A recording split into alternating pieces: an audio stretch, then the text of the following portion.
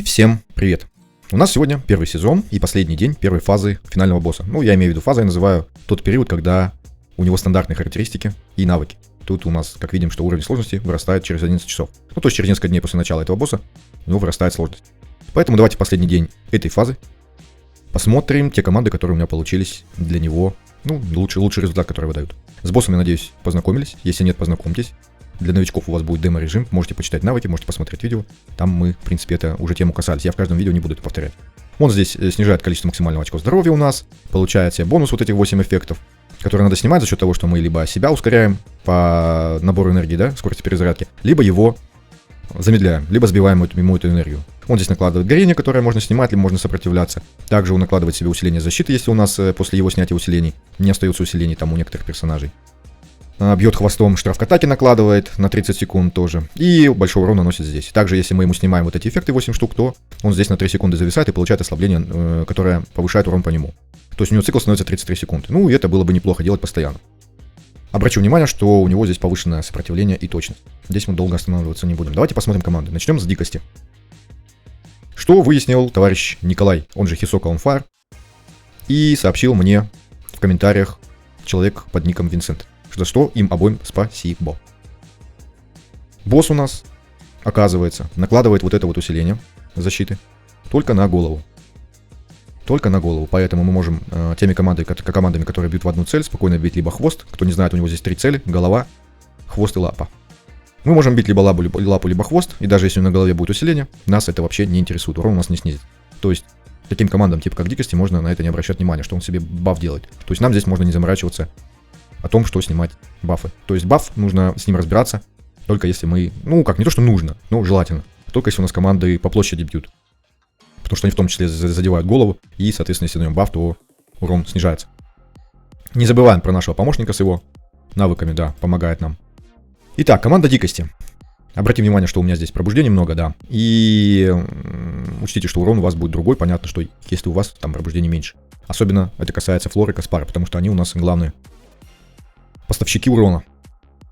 Такая у нас вот команда. На 400 миллионов, 404 я и делал. Снаряжение в общем вот так. Сразу покажу тайминги. Вот такие. А так как мы можем игнорировать вот это усиление босса на голове, то мы можем агоком сразу выставить один тайминг, который можно уже в принципе до конца боя не трогать. Раньше я ставил другой тайминг и потом вручную корректировал, как я показывал. Но я не знал, что вот есть такая особенность с усилением. И поэтому теперь можно ставить вот такой тайминг. И спокойно он 2 раза за цикл босса будет ультовать. Нам это больше не нужно. Как видим, у него ускорение есть, это я его уже на снаряжении покажу. Тайминги такие, что ротация стандартная. Флора. Ой, не совсем стандартная, она точнее стала стандартной, но не все они знают, что Флора ультует на 1/10 после Каспара. Ну, я говорю стандартно, может кто-то еще об этом не знает, либо видео смотрят новички. Я им накрутил, почему такой тайминг, обращайте внимание на тайминг, не просто копируйте его, а попробуйте понять почему, потому что это низкий тайминг, достаточно низкий, обычно он 18 секунд. Но я им добавил ускорение.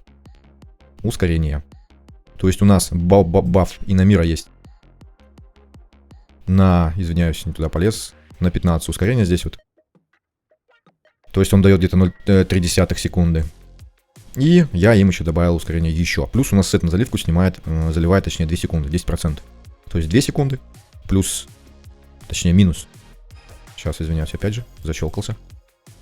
Минус 0,3 и минус 1,3, да? Это то есть 3,6 от 20. То есть это уже, сейчас скажу, 16,4. Но мы всегда тайминг ставим так, что мы ориентируемся на того, кто самый медленный. А самый медленный у нас, насколько я помню, Каспар, 19,1.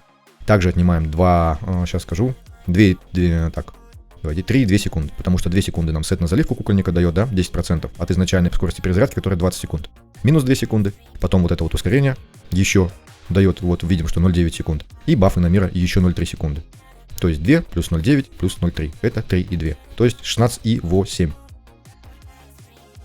Поэтому у нас здесь под Каспара сделано 16,8. Ну, вот эти вот цифры дурные, это сама игра так проставляет, она постоянно так делает, не знаю почему. Я его выставлял 16,8.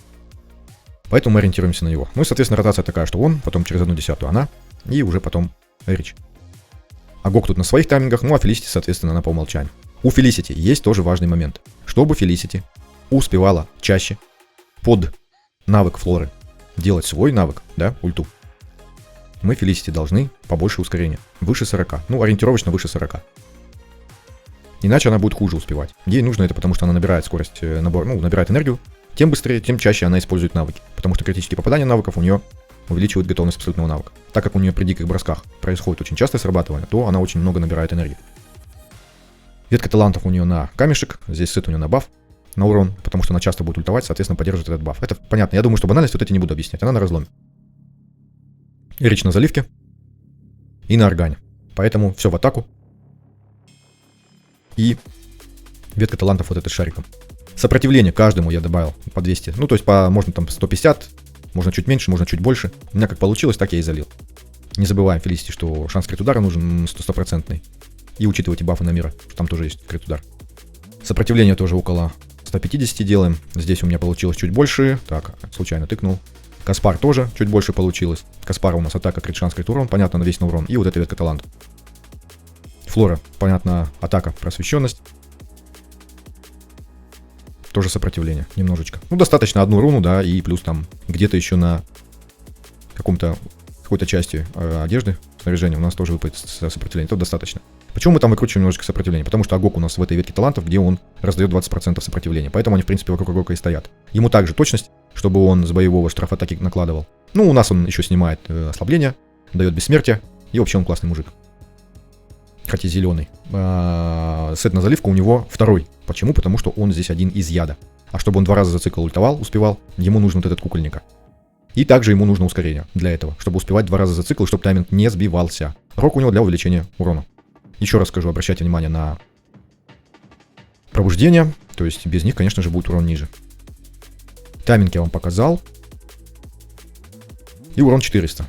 Сразу проверим. Единственное, что понятно, что он плавать будет, как и любая команда вообще. Нету тут стабильного, четкого урона, поэтому придется переигрывать. Снова. Вот видим, совсем все плохо, они умерли. И даже не дожили до конца боя. Так как у меня попыток повтора не так много, я много повторять не буду. Но вообще дикость у нас очень рандомная команда, школа. Поэтому тут надеяться на стабильность нету смысла. 386, ну и вот так вот можно докрутить, там до 400 у меня 4 было. 404 пока что у меня здесь это был максимум. Это что касается этой команды.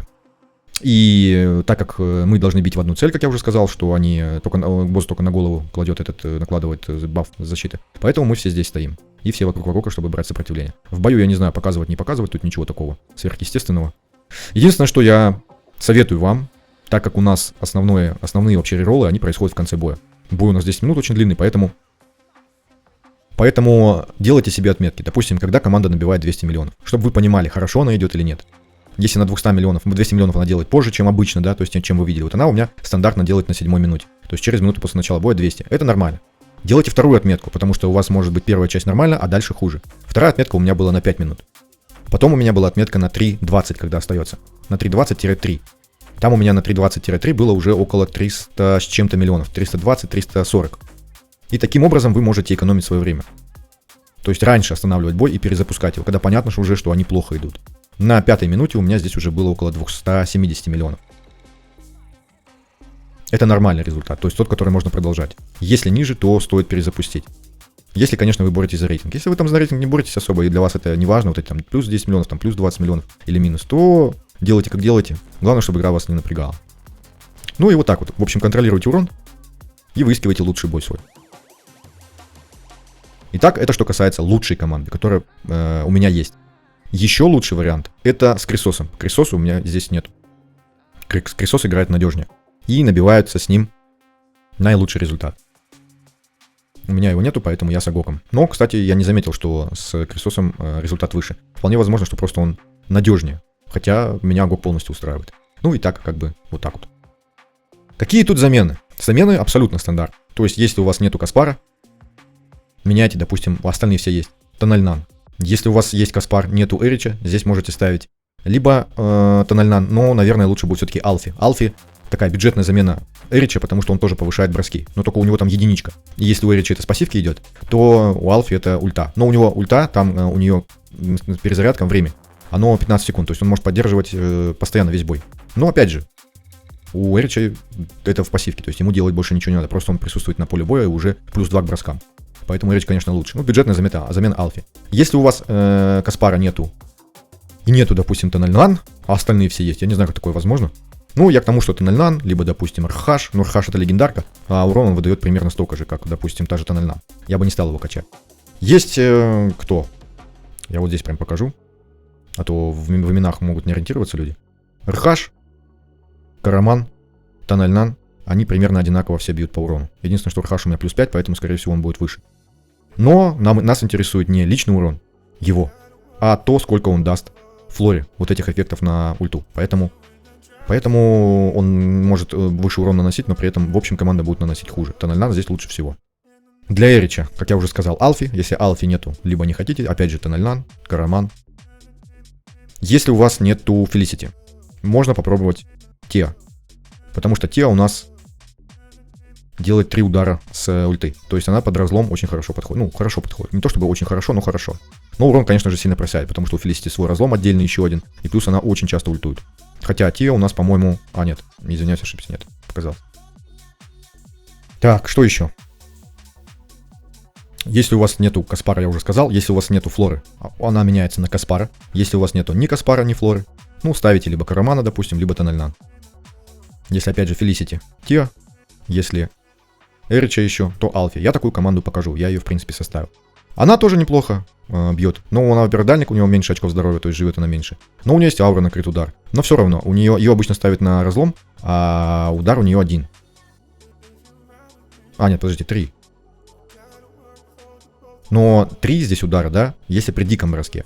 А у Тео просто всегда 3. Поэтому я выбираю Тео. Я тестил эту и ту. Тео лучше. Эти двое тоже, Бронвин и Неде, они хороший урон тоже наносят. То есть, если у вас вдруг нету там Тенальнан либо Карамана, то вы можете ставить их, кого-то из них. Тоже хорошо наносит урон. Ну или ее на урон тоже нормально. Итак, Агок у нас меняется кем? Агок у нас можно заменить. Рейта можно, но плохо, потому что у нее подхил маленький. Но, в принципе, можно попробовать.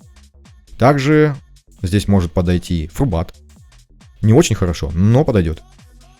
И Адольфус. С Адольфусом у меня получалось вместо 400 миллионов. У меня получалось, сейчас покажу, около 350-360. Вот такая команда. Адольфусу я брал жилетку и вот этот сет на то, чтобы он дополнительно подлечивал. Тайминги у меня были такие же, но единственное, что его я ограничил вот так вот 2 циклами, чтобы он ультовал под ульту босса. Потому что она в конце уже очень много бьет, и с живучестью вообще у них проблемы. Я разные варианты ставил, Адольф, к сожалению, команду все не тянет. Поэтому получится сложно. Но тоже неплохо. 350 либо выше, это неплохо. Но опять же, с пробуждениями. Давайте, пока я еще не закрыл эту команду, я вам покажу, сколько она наносит без пробуждений, чтобы было понимание.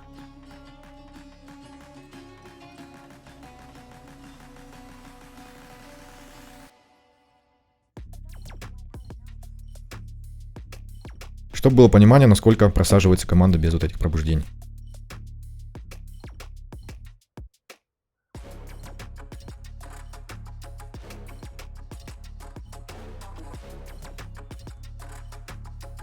Просаживается она значительно. Но здесь они умерли раньше времени. Но и умерли они, скорее всего, потому что у них не хватает характеристик. Потрачу я свои последние попытки.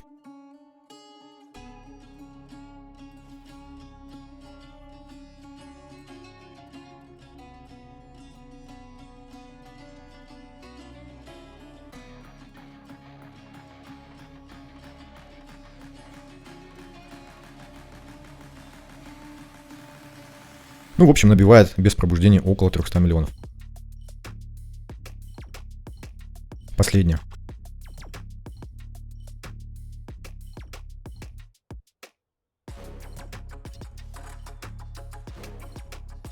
Как видим, с живучестью у них получаются проблемы за счет того, что характеристики, конечно же, у них заметно ниже. Поэтому не рассчитывайте на 400, да. Будет около 300, если у вас пробуждения нет. Можно, конечно, выше, там как-то вручную, это у меня, я же не претендую, что это у меня что-то идеальное. Нет, конечно. Может, вы сможете лучше одеть, лучшую комбинацию набрать к этим шмоткам. Поэтому как-то так. Итак, какая у нас еще есть команда?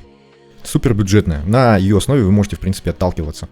То есть, я ей набивал 200. 200 миллионов я ей точно набивал. Но, как вы можете обратить внимание, здесь у нее в этой команде, хотя она и бюджетная, да, но много мифических артефактов. Эти желательно прям обязательно. Ну, в первую очередь вот это понятно. А эти двое, в принципе, меняются. Я не буду здесь показывать бой, единственное, что покажу расстановку. Расстановка такая же, то есть она в углу, чтобы, во-первых, как мы видим, Адольфус тоже умеет раздавать сопротивление. Сет у него вот этот на подхил. Ускорение навыков я ему даже добавил. Жилетка для снижения урона. Ветки талантов. Камешек, как видим, на урон. Алфи камешек, потому что от него урона мы не ждем. И Тональнан камешек, потому что, ну, просто она с ним хорошо наносит урон. Итак, Тио у нас на разломе. С этим бафом на подхил на всякий случай я кинул. Такая расстановка, и они наносят около 200 миллионов. Но, кстати, это происходит не часто.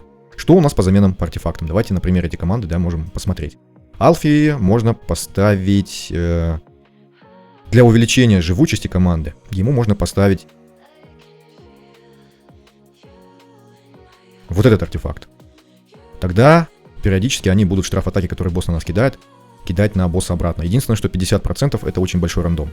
И учитывая, что он важен именно в конце боя, да, когда урон по нам очень сильный, то придется очень много реролить. Ну, опять же, если у вас зависит урон, там, допустим, там идет счет на 10 миллионов, там, на 20, то есть это важно. 200 я ими набивал, поэтому команда хорошая. Так, таланты показал я, артефакты вот этот и вот этот, да, мы можем менять, допустим, Тональнан. Также подходит хорошо вот этот артефакт, Тональнан. Также ей подходит вот этот. Эти артефакты, я думаю, будут уже у всех, да, к концу первого сезона. То есть дублей эпических героев у вас уже будет достаточно, чтобы купить эти артефакты. Они вот из легендарных, они основные. Вот этот, вот этот, вот этот. Вот этот, вот этот. И вот этот, пока вы не купили разлом вот этот. Поэтому вот этим урончиком, еще раз повторю, да, можно ставить подкову вот этот, либо вот этот. Также, конечно, можно вот этот и вот этот, но с ними может быть чуть похуже. Так здесь есть Адольфус, вот эта шкатулка будет хорошо играть. Она повышает бонус к урону. Плюс шанс крит удара дает. То есть карману мы, в принципе, можем его поставить, чтобы добрать крит шанс. Так как у него здесь вот этот язык, он шанс крит удара тоже повышает. Если мы его снимем на какой-нибудь другой, то у него сильно просает крит удар. А вот шкатулку, пожалуйста. Она хорошо подходит. И урон повышаем, потому что здесь щиты очень часто будут, да, и крит шанс добираем. Ну а ей, у нее здесь крит урон и так есть, да, то есть здесь не крит шанс, она крит шанс сама добирает. Мы здесь, допустим, можем поставить, если у вас есть маска, можете маску поставить.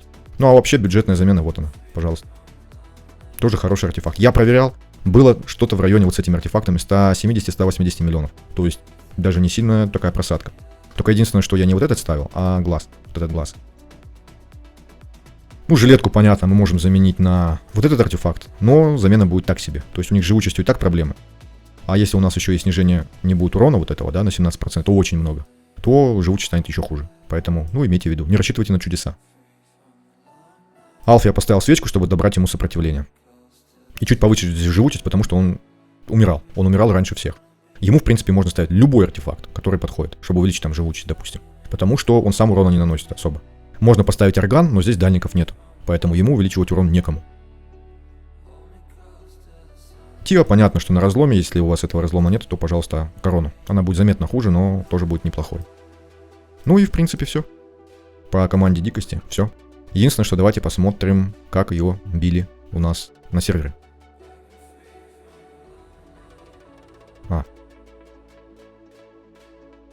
По-моему, я не показал навыки. Так, я не показал навыки. Ой, тайминги. Так, тайминги, простите, я не показал. Давайте я покажу. Тайминги. Я не показал тайминги. Тайминги у нас вот такие. Адольф у нас 2 раза зацикл, чтобы ультовал. Алфи. У него скорость перезарядки очень высокая, поэтому раз в 15 секунд. Он у нас на заливке, поэтому раз в 15 секунд. Ему больше не надо. Он постоянно будет поддерживать вот этот навык, эффект вот этот. Ротация у нас такая, что Тиа, понятно, да? Потом Караман, потому что в начале боя Тональнан, она будет с пассивки набирать эффекты, поэтому она должна в конце ультовать. Потом, неважно, то есть они могут вместе, но поначалу лучше ее в конце. Поэтому она в конце 12.5. Ну и ротация у них такая, потому что минус 0,3 дает бафы на мир. Такая вот команда. Хорошая команда. И давайте посмотрим, кем у нас били на сервере из дикости.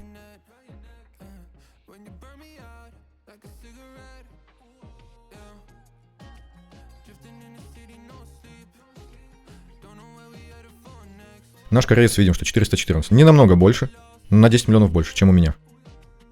Команда примерно такая же, тоже ускорение обращаем внимание. Эрич, пожалуйста. У него очень много атаки, больше, чем у меня. У меня 3-е пробуждение, у него 5-е. Очень крутой Каспар и очень крутой Крисос. Сет получается на увеличение.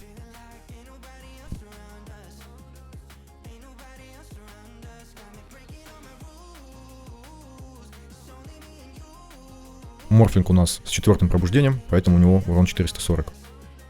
Он здесь поставил на лечение сет. Такие характеристики, ну, в принципе, тут смотреть нечего. Давайте посмотрим другие варианты поинтереснее, а не стандартные.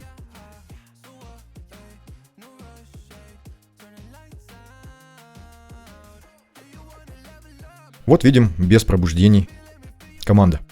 Как я и показывал, да, она в районе 300 набивает. Вариант тут без ускорения, без всякого, и тоже 300.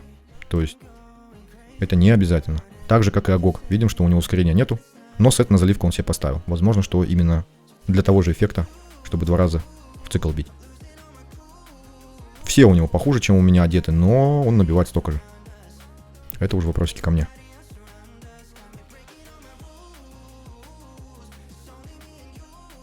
Видим 218. Но это на самом деле плохой результат, можно больше. Ему надо было кого-то заменить, чтобы повысить выживаемость, тогда бы, возможно, они больше бы нанесли. Потому что 3 сильных героя, ну и разница в там, 15 миллионов, 18. Это как-то, конечно, не очень. Тем более мифические артефакты, тут все есть. Тоже плащ одел для повышения выживаемости. Я пробовал, у меня лучше не стало. То есть жилетка, плащ, вообще без разницы. И он, кстати, здесь сопротивление не... раздавал. Только единственное, что почему-то он здесь не добирал. Странное решение, ну да ладно. Игрок, я видел, что играет неплохо. Но здесь он что-то как-то не доиграл. 318, но тут пробуждение, правда, немного. Хорошие характеристики. Ну, разница небольшая, поэтому тут ускорения у него нету, кстати. Можно без него. Но, как, ускорение оно влияет чисто на количество перезаходов. Сопротивление тоже он не набирал. Ему выкрутил. Странно. Ему выкрутил, а им нет. Ну, 318 набил. Хороший результат. Хороший. Давайте топ-20. Тупс тоже хорошо играет. Англоязычный игрок. Общались с ним чуть-чуть. Смотрим, пожалуйста. Без артефакта. 284. Без артефакта. Шикарный результат. Либо у меня просто плохой, либо у него очень хороший. Ускорение добрал с помощью посоха. И с помощью посоха, кстати, давал, скорее всего, щиты. Плюс у него бессмертие, тоже куча сопротивления. У всех сопротивление чуть-чуть роздано. Отличный результат. Точнее, вариант. И никаких плюс 2, там, флоры, допустим. Ну, понятно, что не 400, но я показывал, у меня 300 набивают, умирают раньше времени. Хотя у меня артефакт был. А он без артефакта набил. Почти 300, как у меня с артефактом. То есть это уже ко мне вопросики. Молодец. Хороший показательный пример. Так, где дикость?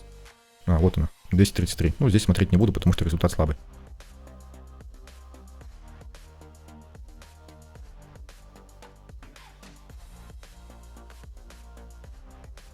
$312. Тоже отличный результат по сравнению с тем, что у меня был. У него уже артефакт. Смысл тот же. Единственное, что с ускорением, с сопротивлением тут вообще человек не заморачивался. Но умудрился набить 312. Тоже хороший результат. Давайте посмотрим бюджетные команды. Есть ли они здесь? 252. Смотрим. Флора у нас с артефактом. Каспара нету, как я сказал, Тоналян ставим. И получается тоже очень даже неплохо. Хотя 250, конечно, для дикости маловато.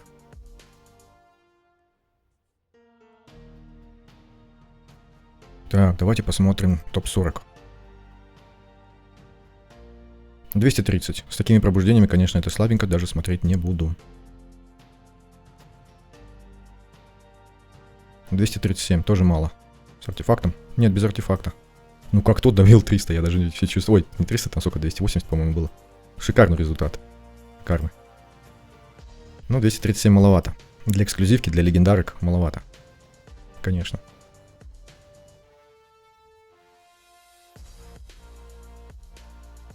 Тут дикости вообще нет. Так, ну ладно, основные варианты я показал. Затягивать уже не буду. Тут я думаю, что смотреть уже будет не на что. Потому что тут уже показатели такие пошли, да. Вот смотрим, 180 с такими героями. Ну, это не то. Ладно, на этом закончим. Топовые команды мы видели. Единственное, что я не показал, допустим, топ-2. А, нет, топ-3. 346 с артефактом, с агоком. Ну, маловато на самом деле. Хотя, если пробуждение флоры забрать. Ладно, на этом дикость пока все. Увидимся в следующем видео по следующей школе для босса, для финала.